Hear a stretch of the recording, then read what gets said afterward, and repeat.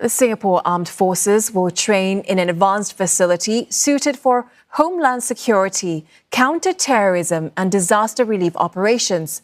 Located at Old Choa Chu Kang Road, SAFTI City is designed to mimic a densely populated urban town, enabling soldiers to train in a realistic space. Soldiers will also use equipment such as drones and employ tactics suited for modern battlefields. Launching Phase 1 of SAFTI City, Defence Minister Ng Eng Hen says the training ground is a significant asset for the country's army. About $200 million was spent building the first phase, and that's half of the funds set aside to build the facility. Mr. Ng says very few militaries have been able to achieve the level of realism seen at SAFTI City.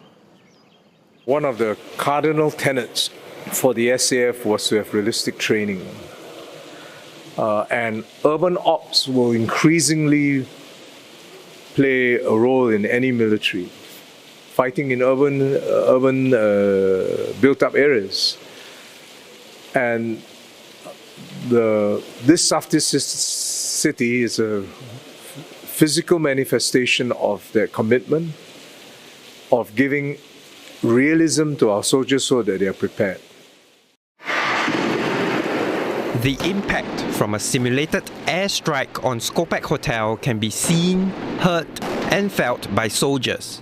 That's how realistic it can get at the SAF's latest training ground. Phase 1 of SAFTI City comprises two main zones. The first is a high-density residential commercial area, which includes a hotel and a mall. The second is a complex urban centre with an integrated transport hub, a hospital and a school.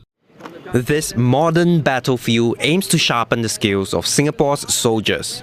What you see here is actually tailored for our Singapore Armed Forces training. So the thing is, we did at the start look across the industry, across the world to see what kind of solutions we can adopt and try to bring it together. So what we have here is actually a amalgamation of the different technologies out there. The skill that we have here is really a big scale and complex. Using the right weapons, soldiers can weaken the integrity of these walls, and the impact force can be measured by instruments. When a wall has been degraded enough, this panel on the inside turns red. This means soldiers are no longer protected by the wall from enemy fire. Actual working drains also offer soldiers added cover as they move through the facility to secure buildings. The windows in SAFTI City are installed with metal mesh panels to minimize maintenance and allow for ventilation. When required, they can be replaced with glass panels so soldiers can simulate manual entry into buildings. Train stations resembling those of modern-day Singapore give soldiers a more realistic scenario when conducting counter-terrorism operations. Smart targets like these can be deployed to simulate enemy forces. They are equipped with sensors that can detect and shoot at soldiers. The movement of soldiers can be monitored using 11,000 sensors positioned throughout SAFTI City.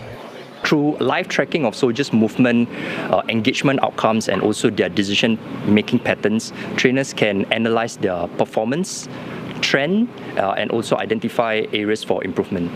With this, trainers can adjust the training scenario on the spot, prescribe immediate corrective actions and fine-tune wherever it's needed the training complexity to match the soldiers' progress. About 20,000 soldiers are expected to train at SAFTI City every year. Industrial buildings and a ferry terminal will be incorporated in the next phase of the training ground.